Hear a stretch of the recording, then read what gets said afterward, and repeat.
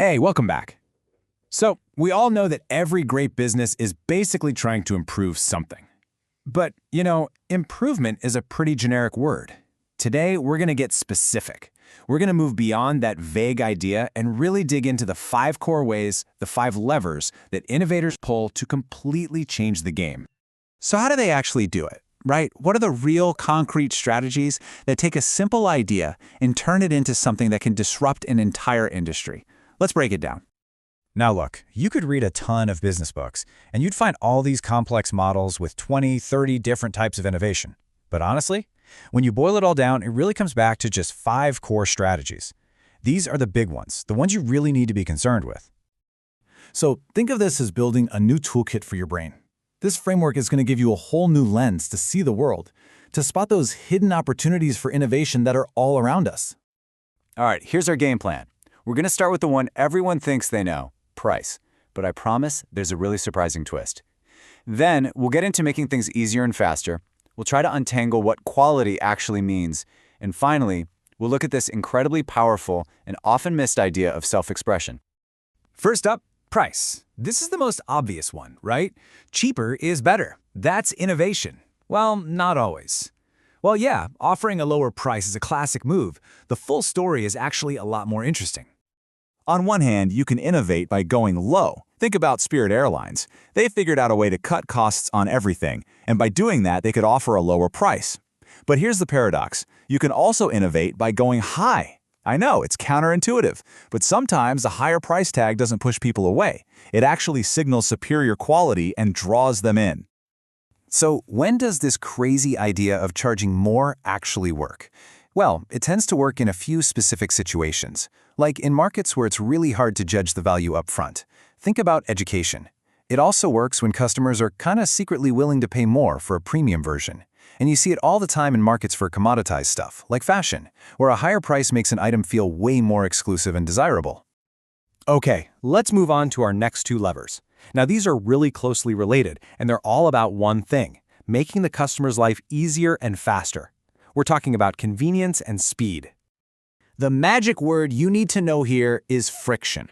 Think of friction as every single annoying little step a customer has to take to get the thing they want. Real innovation and convenience is all about being absolutely ruthless in eliminating those steps. I mean, just think about hailing a taxi the old way. You had to go outside, wave your arm around, wait for who knows how long, then give directions, fumble for cash, figure out a tip. It's a ton of friction. Uber didn't invent taxis. They just got rid of all of that. You open an app, you tap a button, you get out. Done. That is a masterclass in convenience. Now let's talk about pure speed. Sometimes the innovation isn't about what you're delivering, it's just about how fast you can deliver it. Domino's literally built an empire on a simple promise: 30 minutes or it's free. It was never about having the best pizza. It was about getting you pizza faster than anyone else, and that completely changed the game. All right, our 4th lever is quality, and this is where things can get a little tricky. We all think we know what quality means, but when it comes to innovation, it's a very specific concept that honestly gets confused with other things all the time. So, innovating on quality isn't about speed, and it's not about convenience. It's about the product itself. How does it taste? How long does it last? How does it look? A bus that gets you there faster isn't a higher quality bus. It's just a faster bus. Quality is about improving the actual core traits of the thing you're selling. And that brings us to our final lever. This one might be the most subtle, but it's also one of the most powerful: self-expression. This has nothing to do with the product's features. It's all about the customer's feelings. Does owning this product say something cool about who they are? Still skeptical? Okay, let's talk about GoPro. If you look at the objective stats, price, image quality, there are competitors that are cheaper and have better specs. So why is GoPro so dominant? Because a GoPro isn't just a camera. It's a badge. It says, I'm adventurous, I'm active, I do cool stuff. They're not just selling you hardware, they're selling you an identity. And of course, the absolute master of this is Apple. I mean, you can argue about specs and prices all day long, but you're missing the point. Just like this quote says, Apple sells a lifestyle.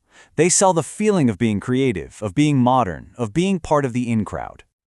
So, those are the 5 levers, but here's the most important part of this whole thing. You don't have to win on every lever. In fact, you can be worse than your competition on 4 of them, but if you are dramatically, overwhelmingly better on just 1, you can build a massive business. Let's do a quick recap. So, to wrap it all up, you can compete on price by going either lower or sometimes even higher. You can win on convenience just by making life easier. You can dominate with speed, delivering value faster than anyone. You can focus on quality, simply making a better product. Or you can tap into self-expression and connect your product to your customer's identity. Think of this framework as a tool for seeing the world differently. As you go about your day, look at the businesses you interact with. Which lever are they pulling? And here's the fun part, which lever is everyone in that industry ignoring? Because that's where the next great idea is probably hiding. So I'll just leave you with this question. Which one of these levers could you pull to shake things up?